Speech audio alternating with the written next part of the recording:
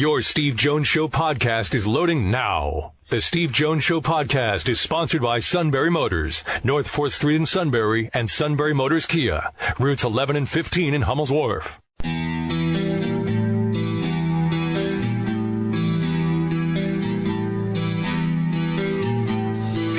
Sports talk where your voice counts. This is the Steve Jones Show on News Radio 1070 WKOK. Now from the Sunbury Motors Studio, here's Steve Jones. Sunbury Motors Studio is mobile today in Williamsport, and great to have you with us. John Bacon in a few moments. Coming up, the play-by-play call of the day. We're in the Sunbury Motors Studio, 4th Street in Sunbury. Sunbury Motors Kia, routes 11 and 15 in Hummel's Wharf. Our play-by-play call of the day, Giancarlo Stanton gets it done again. And Stanton swings again here. Powers a ball high and deep to left center. Toward the Clevelander. Leaping at the wall is Perkins. Can't get it. It's into the Clevelander. A home run for Giancarlo, his second of the night. The Marlins pulled to within a run. Dave Van Horn with the call on the Marlins radio network. Last night's game against the Phillies. John Bacon has become a really good friend over the years. He's written a book about John Saunders. It's due out on August 10th. Of course, he wrote the book Fourth and Long, the fight for the soul of college football, that included critical chapters about Penn State 5 years ago. And we welcome John Bacon back to the show. My friend, great to hear you. Steve, always a pleasure, my friend. Very kind on the introduction. Oh, no, it's an introduction you deserve after all. You and I have covered a few miles together, my friend. So. By now we have. The last 5 years have probably been more miles than most years, so yeah, I agree with that. John, I want to start actually with your book on John Saunders, which is coming out next month. Number one, what compelled you to say that's an interesting subject, which now, of course, has gone to a different level because of everything that's happened along the way, but what compelled you to say that was an interesting subject? More a gut reaction, Steve, than any logical assessment of the marketplace or any of that stuff. John and I were friends since, I think, 1998 when we played hockey together in some charity outing. John played college hockey. Actually, he was quite good, a guy from Montreal, which a lot of folks didn't know. We stayed in touch, and then after John had this bad fall accident in 2011, where he stood up too fast, blacked out, fell backwards, and was unconscious for a while. He had to go into the hospital for 6 weeks to relearn how to walk and talk and read and write, and that, of course, brought on some depression, which got scary for a while, and he came out of that. And when he did, we started talking about doing this as a book. And I just thought on faith, yeah, let's do this. And for 4 years, we worked without a contract or the promise of one. We finally got one, and it all worked out pretty well. And then, tragically, John died of natural causes in August of last year. But it was not, I can assure you, Steve, a rational decision. When I met you for the first time in 2012, and I'm there to follow the Penn State team during that amazing season, that was obviously a national story that I thought when you take the player's perspective, you'd have a real feel-good story. This was purely on faith. Yeah, purely on faith. But along the way, everyone has their own story, and within that story, there are certain elements that no one realizes until it's revealed. What in John's story did he reveal along the way to you that you hadn't realized that also took you aback? Well, I knew probably more than most just from talking to John over the years in more, I guess, confidential ways than he'd talk with his colleagues, because I didn't work at ESPN, of course. Nonetheless, when he gets into his story, even his best friends, Bob Lee and Chris Berman, guys I know you know, at ESPN all those years, they knew John, they felt as well as anybody, and they had no idea that John grew up with physical abuse, sexual abuse, self-medication, drugs and whatnot, self-mutilation, a history of concussions, and a history of depression that at times would get very, very severe. And John, you'd never guess when you met him, and you probably have many times. Yeah, exactly. I mean, you meet him, and that's not phony. He was outgoing, friendly, sincere, down to earth, all those great things. It just was not the whole story. No, it was not the whole story. And at one point, and depression could drive anybody to this, at one point he considered maybe taking his own life.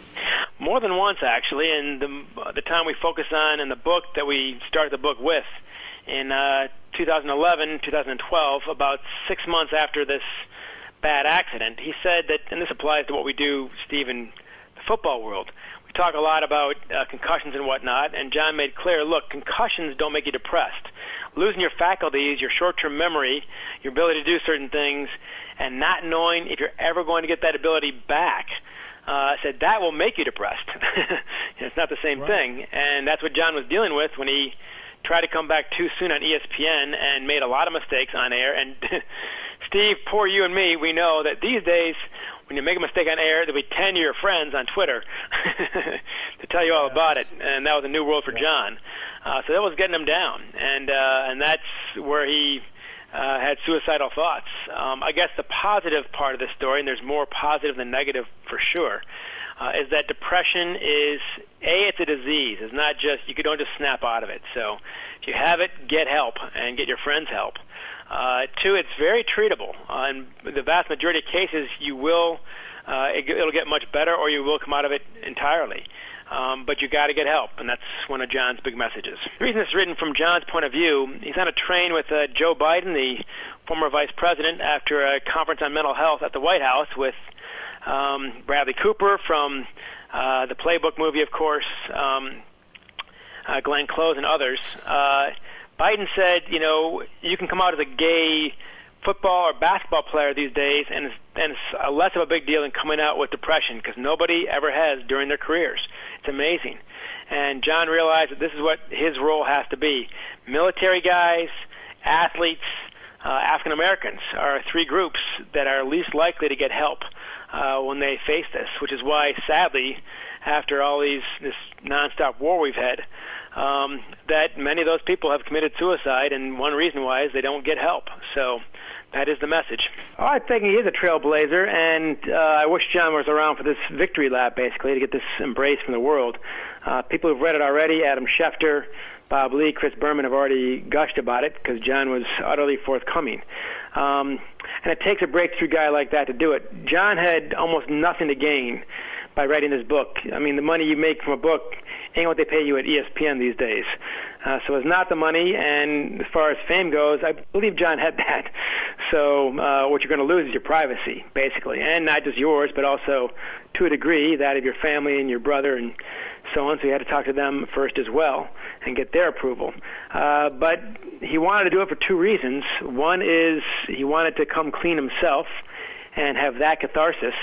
And two, he wanted to help as many people as he could. That he felt was the one big thing he could do in his role as a well-known sportscaster, is to get the word out. So in that sense, after John passed away and we'd finished what we thought was a near final draft, John's wife, his brother, and I all decided, look, we got to do this.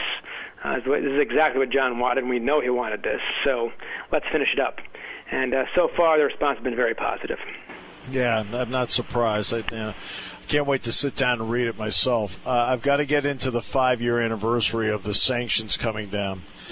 You were there and were embedded. This is when you were trying to look at Ohio State, Northwestern Michigan, Penn State. Mm-hmm. As you're going through all of this and putting it together, now you look back on 5 years, where Penn State is now compared to where this began. What is your thought and your impression? Well, I'll say this as loudly as I can, and I'm sure the NCAA will not listen, because they never have, that the quote-unquote culture at Penn State is as strong as ever. And that is why Penn State is in the recovery process, if you will. The football program seems to be almost where it was 5 years ago, basically. The recruiting has been fantastic under Franklin. They are, top 10 team last year. The world has kind of righted itself. Obviously, you've got court cases, you've got jail time. It's not, it's a serious business. It's not just about football. But I've never heard anybody, I have to tell you this, Steve, and we've talked about this before, nobody I've ever talked to associated with Penn State, a fan of Penn State, has ever made light of Sandusky or the situation that is all brought in. But the separation has to be made between the people who are responsible and the players and the team, and that's what I focused on. Mike Mahdi and Zordich and those guys you love, I love, and other fans love. And in that sense, it was the culture when the whole world was against them that stayed strong throughout, and that culture is what you see today. Now, I think that on that front, the old Michigan athletic director, Don Canham, had the best line on PR I have ever heard, and it's this: never turn a one-day story into a two-day story. My advice to the leaders of Penn State is this thing has been put to rest. The ruins have come down and all the rest.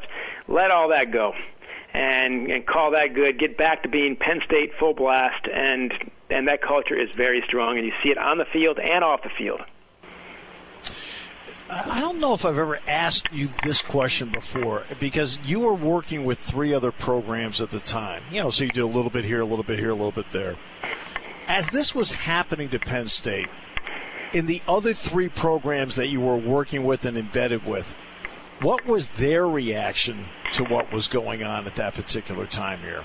I can tell you this. That's a great question, by the way, and nobody ever asked me that in the entire book tour. So good for you, Steve. As usual, you always get a few in there that no one else ever thought of. That at Northwestern, Michigan, Ohio State, even Michigan State, I spent some time there, even Notre Dame, not one person inside those programs who run those programs in those departments and those universities, none of them wagged their fingers, sat in judgment, clucked their tongues, any of that. Almost all of them had the same reaction, which was, there but for the grace of God go we. And a campus that has 40,000 employees, something like that, you just knock on wood and hope to God that everyone behaves themselves, basically. And if they don't, you hope the people in charge, do the right things as fast as they can. So there was no smugness whatsoever from the other programs that I detected. What they did have, from the football point of view, is a great deal of respect to Bill O'Brien, of course, and the coach of the team, but especially the seniors. It's not that often that you know seniors outside the program as senior leaders, but the whole Big Ten knew Mike Mahdi and Mike Zordich, thanks to ESPN and other things like that. But, man, you talk to Coach Fitzgerald, you talk to D'Antonio, talk to Urban Meyer about the guys on Penn State's team, and they knew exactly the kind of players they wanted on their team. In the book, the longest quote in the book, it's the longest quote I've ever used from anybody, goes about a page, and it's from Urban Meyer, and it's about the Penn State-Ohio State game of 2012. And he said, look at that game for a minute. We're on probation, they're on probation. We're not going to a Big Ten title game, they're not going either. We're not going to a bowl game, they're not going either. We're both having the whole country turn their backs on us. We're dealing with all this crap. And yet, in that game, what do you see? A packed house at Penn State, a whiteout, a great night game, and not one player on either team took a single play off.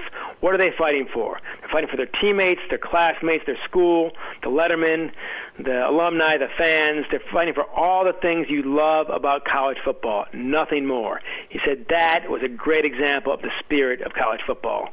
And when he finished that quote, I looked at his PR guy, Jerry Amig, a guy I'm sure you know, and I said, damn, I can't say it any better than that. And as Mark Twain said, Steve, if the guy said it better than you can, quote him. So that's what I did. And that was the typical reaction to what Penn State was doing at that time.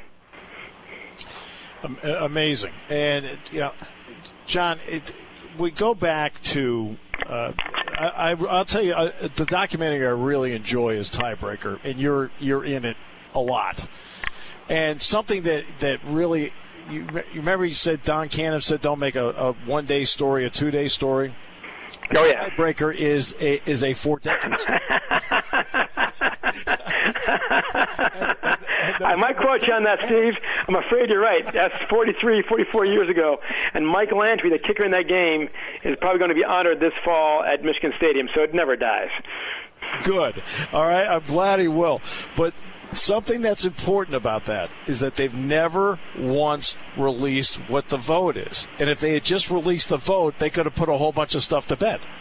Exactly. And, I mean, I don't get into politics when I do sports. I know you don't either. It's a losing argument. Right. And I'm not going to get into politics here, but I can say when you look at the campaigns, both campaigns the last year and a half, man, don't turn a one-day story into a two-day story. Take your medicine.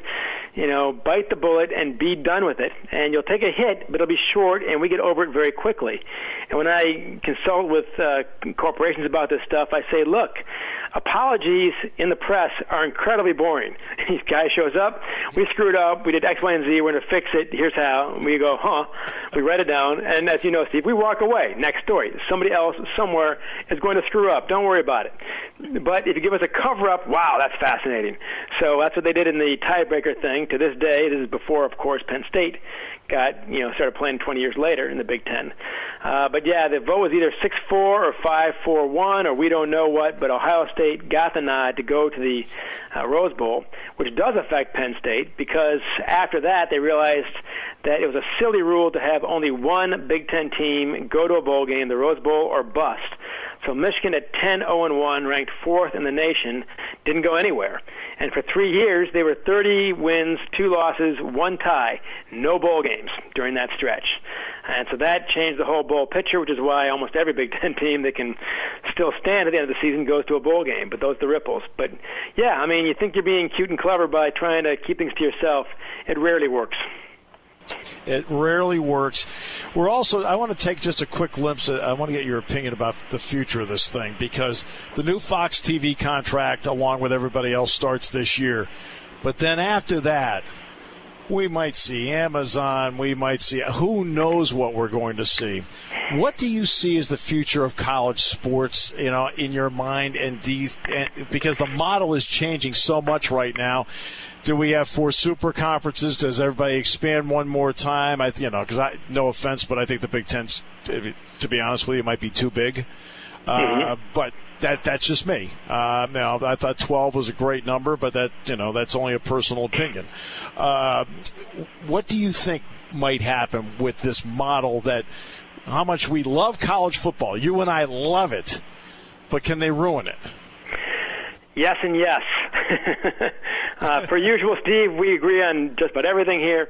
Different perspectives, but the same conclusions, I would say. That when Penn State was added to the Big Ten, that was a very popular addition. And I learned in the process of writing Fourth and Long, which is mainly the Penn State book, that Penn State was brought in as Northwestern insurance. Because at the time, Northwestern was flirting with the Ivy Leagues to leave the Big Ten because they had no success for basically 15, almost 20 years. So Penn State was there in case they dropped out. I did not realize that. And then, of course, they added Nebraska about 5 years ago, also a very popular addition, and almost a counterbalance to Penn State. Very similar programs, I think, very similar cultures, very similar attitudes. I know there's a lot of respect there. And I thought, like you, 12, that gets it done. You can have your divisions, you can have your Big Ten title game. It all is contiguous. It's all similar culture. And no knock against Maryland or Rutgers, but those are not Big Ten teams. They're just not. Penn State felt like one immediately to the Big Teners. Nebraska, same thing. And again, Maryland is a charter member of the ACC, and more power to them, but that's their culture, basically. So I think that was a mistake, and I think in the process you do risk alienating the hardcores. Whenever you go to a Big Ten bar, and I've been to a few, Steve, including Penn State, of course. It's all about research, Steve, all about research. Absolutely. We all do. In fact, Thank you. Important to do research. Oh, yeah, it's just hard-hitting investigative journalism. That's all that is right there. That's right. But anyway, on that front, you go to almost any Big Ten bar in Iowa City or State College or Madison, Wisconsin, and you will see the banners of all the schools up there. But you don't see that anymore because no one cares about Rutgers and Maryland. So there is that risk. I think on the TV front, Big Ten Network has been a great boon for the Big Ten. That's how you got Nebraska in the first place. It has, made it the most lucrative conference by far in college football, college sports. And of course, Ohio State and Penn State are up there every year amongst all athletic programs, all sports, and that's one of the reasons. But I think you're right. This golden goose is getting squeezed awfully hard. And I've seen it at Penn State, I've seen it at Ohio State, and I really saw it at Michigan during the Dave Brennan era where you're down to 60,000 fans in the stands during the end there. That's bad news. You have to understand that these college football fans are college football fans. They're fans. They're not customers. They're not clients. They are irrational. To them, it's a religion.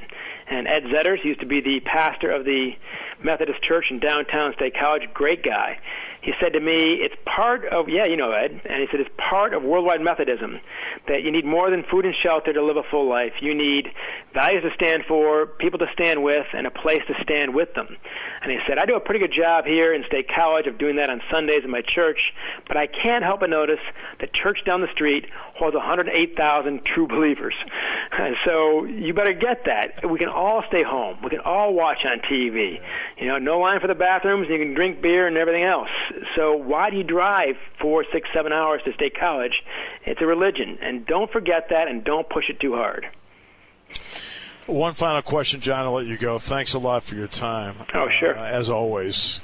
You talked about Don Canham and the respect for Don Canham. I've been talking to Jim Tarman over the years, you know, when Don Canham's name would come up, and Jim had such respect for him, and so did Joe. And obviously Joe really respected Bo. You went through a period of time where it was a business model at Michigan. You mentioned Dave Brandon. Has now Michigan started to feel like, to you, Michigan again, based on where they are in the athletic department and program? Yeah, I think much more so. They brought back Ward Manuel, who played for Bo Schembechler in the 90s, and spent his life in athletics, which I think helps. I know Sandy Barber, similar background, not a football player, of course, but a lifetime athletic department personnel employee. Right. That matters, I think. I think that, yeah, the business side matters, but, man, if you don't get the coaches and the fans right, it won't matter much. So it's going in the right direction, but Michigan's still not out of the woods, I would say. That you lost about 20 or 30,000 fans, maybe forever, during the Brandon era. And what I worry about with the Big Ten in general is the ticket prices are so high at the biggest schools, and again, the three biggest by far are Ohio State, Penn State, and Michigan, and Nate Silvers, the Politico. He figured out that those three schools have got more fans nationwide than the entire Pac-12. It's 3.2 million for Ohio State, 2.9 for Michigan, 2.6 for Penn State last I checked, and that's bigger than most conferences, so it's pretty amazing. But I don't see kids very often. And I'm a kid in Ann Arbor going for $2 a game, pretty easy. Now it's, a couple $100. That's, you bring a client, not a kid. And so I think that to look out for the next generation, 10, 20 years down the road, they got to make sure the kids are still involved. So spot on. Appreciate it, John. We could have done this for about 3 or 4 hours. One of these days, Jones, we will. Yes, one of these days we will, Bacon. John, it is always a pleasure. I will hopefully talk to you very, very soon. Good luck with the book. I can't wait to read it. Real simple, Steve. You call, I answer anytime, my friend. I always have a great time talking to you. John Bacon. His new book on John Saunders comes out August 10th. John Wertheim in the next half hour. We'll come back. News at the bottom of the hour after this on News Radio 1070 WKOK, brought to you by Sunbury Motors. When it comes to car buying, there's the other guy's way, and then there's the SMC way. The other guys force you into a vehicle you really don't want. The Sunbury Motors way lets you take the time you need to browse, ask questions, and take the test drive and think on it. For over 100 years, the Mertz family and all their employees have made your experience the most pleasant one you'll ever have. The other guys won't offer you the best price for your trade, no matter how much they say they will. The SMC way is their promise to provide you with the most money the market shows your vehicle is worth. The SMC way is to offer you all applicable factory rebates on new vehicles and generous discounts. Looking for a pre-owned vehicle? The SMC way checks each vehicle in a 200-mile radius to determine the lowest price, then beat it. It's the lowest price promise, just part of the SMC way. The choice is up to you, the other guy's way or the SMC way. The SMC way wins every time. Sunbury Motors Company in the North 4th Street Auto Plaza, Sunbury, and at sunburymotors.com. Selling more cars and satisfying more customers for over 100 years. Taking your calls at 800-795-9565. This is the Steve Jones Show on News Radio 1070 WKOK. Now from the Sunbury Motors Studio, here's Steve Jones. A quick weather note for everybody out there in Lewisburg, Watsontown, Sunbury. Some lightning strikes around that area in the last half hour. So just be careful as you travel around the area. The line of storms that's moving to the southeast through the area, and just be aware of that as you go through. It's also 90 degrees out there right now today as well. All right, time now for the Sports Bozo of the Day. Ladies and gentlemen, we present to you Ezekiel Elliott, Dallas Cowboys, embroiled in a league-sanctioned domestic violence investigation and may or may not have been involved in an altercation at a Dallas bar over the weekend, is now appealing a misdemeanor conviction for speeding. Elliott's Dodge Charger was not clocked at 72, 80, 90, 100. He was clocked at 105 miles an hour. Back in April, late June, Elliott entered a plea of no contest to the speeding charge, thus waiving the right to a trial. His plea was accepted on July 5th, but an appeal was then filed again on the 14th. A speeding ticket for going 35 miles an hour over the speed limit, the speed limit there was 70, is not troubling in itself, but at this point, the pattern of continual trouble and misbehavior with the NFL's leading rusher has to be considered. And while under investigation for domestic violence, Elliott has visited a Seattle marijuana shop, pulled down a woman's shirt while on the top of a parade float, potentially been involved in a bar altercation, and was clocked at 105 in his car. The latest of these incidents came after he claimed that he was just trying to learn to stay out of the way. Well, whatever he's been doing hasn't been working. The NFL, by the way, still deliberating whether or not that Elliott and whether or not they will suspend him or not. And there's a possibility he could be on a suspension list for a brief period of time. We'll see. Then there is this story. As you know, O.J. Simpson has his parole hearing coming up on Thursday. It is going to be nationally televised.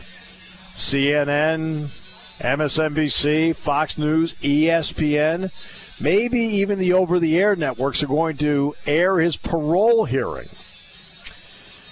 You can actually, online, make wagers at overseas casinos on whether he gets parole or not. What? One thing that's also interesting that actually works in his favor is that on the list, you have to put down whether or not you had been convicted of a previous crime. And he, of course, can put no because he wasn't convicted. You can actually bet with overseas markets on whether or not he gets parole on Thursday or not. Now, what's fascinating to me about this is that if you are in college and you're a senior in college, you weren't born when this happened. The murders took place, tragically, 23 years ago. The trial and the conclusion of it was 22 years ago. If you are in college, you were not born when this happened. And, of course, O.J. went beyond football. You're talking about media, commercials, acting. But you can actually place a wager on whether or not he gets parole on Thursday. And it's going to be nationally televised. Remember, he's in jail for 33 years on the initial conviction that took place with that incident at a Las Vegas hotel in which he said he was trying to get his memorabilia back that he claimed was stolen from him.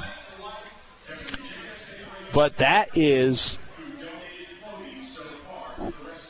amazing. And you can actually, we always talk about how you can bet on anything. You can now bet on whether a guy gets parole. By the way, if he does get paroled, he would be out October 1st. But that is the story on OJ. That comes up on Thursday, which, by the way, is our next show. We're not going to have a show tomorrow. Tomorrow, we have Phillies baseball with the Miami Marlins to close out the series on Getaway Day in Miami. So we'll have the Phillies on tomorrow. First pitch at 12:10 tomorrow. We'll come back on Thursday. Thursday's show will have our good friend from Spotlight Ticket Management, Tony Knopp. We'll talk about the business of sports. Tony Knopp, Business of Sports, Thursday, 3 to 5, News Radio 1070 WKOK. All right. John Wertheim, of course, years now has worked his way through at Sports Illustrated to the top spot. If there's a primary beat that John works on, it's actually the tennis beat along the way. But he is the one that is the leader of Sports Illustrated at what is a very difficult time. I mean, SI is at a point where they've gone from 51 issues down to 45 issues. This year they're doing 35 issues, and now there's word they might next year do 24. It's not an easy time for the magazine. But we had a wide variety of things to talk about, especially on the business side with John, and had a chance to talk with him.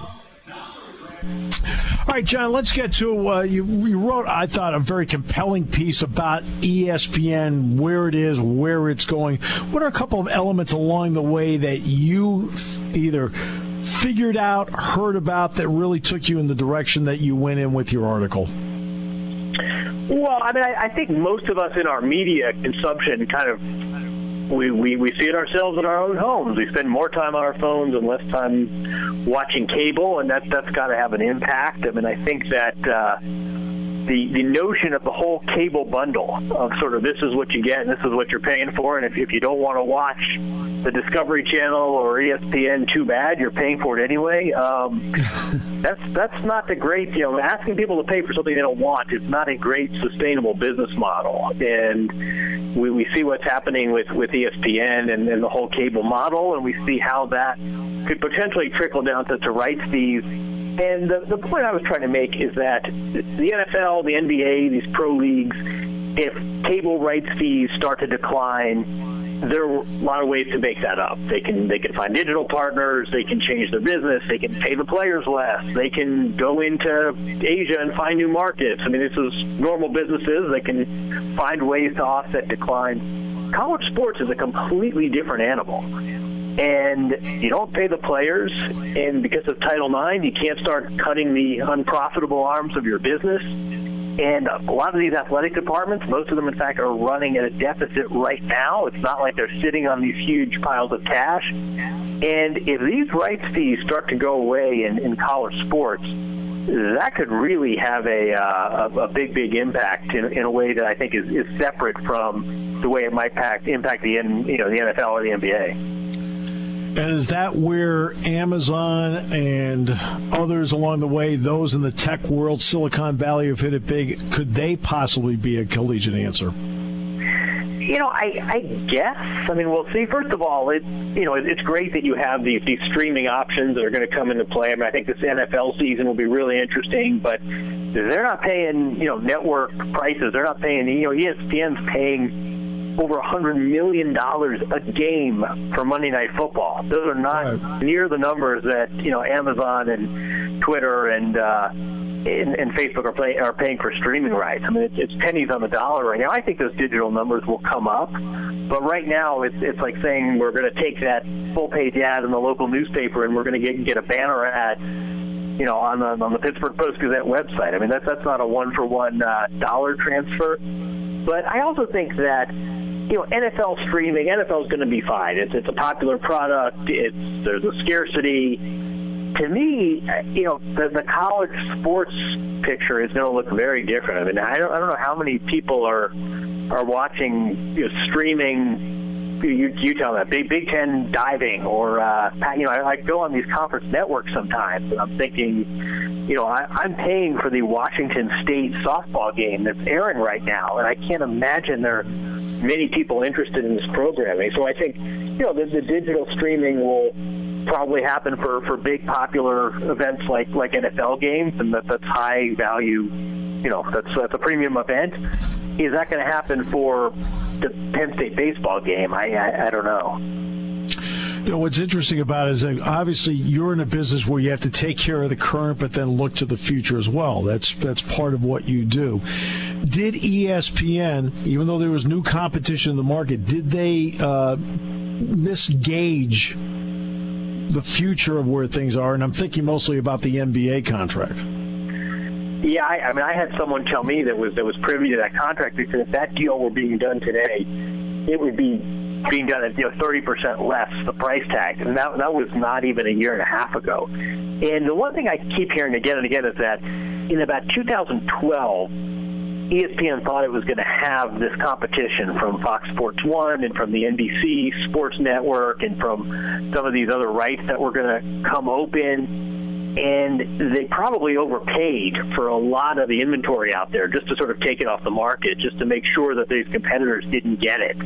And so they were probably looking a little bit too much at their competition in terms of other networks and probably not hard enough at the trends that we're calling in terms of this switch to digital. So things like, I mean, you mentioned the NBA. You look at what they paid for ESPN. I mean, look at what ESPN paid for Monday Night Football, which are not usually compelling games. And the other thing, there's no the other three networks get a Super Bowl at the end of the day. So they may have a blah slate of games, but at least one every 3 years they have the most popular broadcast night in TV. I mean, ESPN doesn't get that Super Bowl out of it. And there's a sense that right around 2012, 2013 is when there was a lot of overpayment of these rights deals that are long-term deals. And now they're sort of, they're facing declining revenues, and they're locked into these long-term rights contracts. That backs you into a corner. Yeah, the ESPN Monday Night deal is $1.9 billion for the regular season, another $100 million for a playoff game, a single playoff game. So that's $2 billion a year for 17 games. That's amazing. I want to ask you about the next contracts up will be the NFL, Major League Baseball, and ironically, the last one in college negotiated, the Big Ten, will be the first one up the next time. What will those three contracts, you think, tell us to give us a gauge as to what the next 5 to 10 years after that will look like in sports negotiating? That's a great question. I think what we're going to see is some of those contracts looking differently, not just in dollar amounts, but how they're structured. And maybe they're structured differently so that there's more ability to sell the digital. It's sort of the Thursday night football games seem to be the big guinea pig right now. I just don't know. I mean, the Big Ten next year, Big Ten schools are going to get about $44 million in conference revenues. That's a big number for the majority of athletic departments. That may be half the revenues of an athletic department before they've sold a single ticket or done their own licensing deal. If that number slips, and these athletic departments aren't operating at a profit right now under these numbers, and they may have to face the specter of paying salaries to student athletes. If I'm a Big Ten athletic director right now, I'm really thinking long and hard about my next budget. Because Texas just put in lockers at $10,500 per. Auburn just put in a video board, and Clemson's got a fun park inside their locker room facility. How prudent do you think athletic departments have to be thinking about the fact that the bubble might burst? We have this arms race right now, especially in football, but it's really all sports. I mean, you talk to some of these, the golf team is doing a spring trip to New Zealand, and you're sort of thinking they don't have, this is a non-revenue sport by definition. They're not selling tickets, and you've got a traveling party of 15 crossing oceans. I mean, how long can this last? Football's obviously driving the bus, and football's where the revenue is, and at some of these schools that have the private jets for recruiting, or that have the Clemson water park and bowling alley, or I saw YouTube of the Oklahoma facility, they would say, listen, this is an expense. We need to field a competitive team, and this is what recruits want. But at some point, there's going to be a reckoning, I think, in college sports, because it's just not a sustainable model. One final question, John, because I know you have a meeting you have to get to, and we're very aware of that. And it deals with regional networks. Regional networks are really important to the NHL. The NBA is in addition, and really to Major League Baseball. If there's an unbundling, what might happen to regional networks and the revenue they can provide? When you talk to experts, they say the first networks to go are these RSNs, these regional sports networks. I mean, the amount of money that the cable subscriber pays compared to the viewership is just a huge, vast variance. And someone was telling me, I think we're using it as an example, the RSN in San Diego that has the Padres games. And they said, look, everyone in the area pays for it. The ratings for these games are minuscule. If they did this on an a la carte basis, so only, you pay for it only if you want it, they would have to charge about $1,000 a month for each subscriber. That's how big the differential is between the revenues they're getting from cable subscription fees and the actual viewership. I think if you're depending on RSNs for your revenue in an era of unbundling, in an era of only pay for what you want, those are what I've told again and again. Those are some of the most perilous networks right now. I mean, it'll be interesting. I mean, are people going to? If ESPN tripled their price, would you pay for it? I probably would, but I don't know if there are enough of me out there to offset the loss that they would take. Many more questions. Great conversation. John, thank you so much for the time. I know you have something else you have to get to. You got it. Enjoyed that. Thanks. John Wertheim, Executive Editor, Sports Illustrated. We're your home for news, sports, weather, and your home for the Phillies. News Radio 1070 WKOK Sunbury.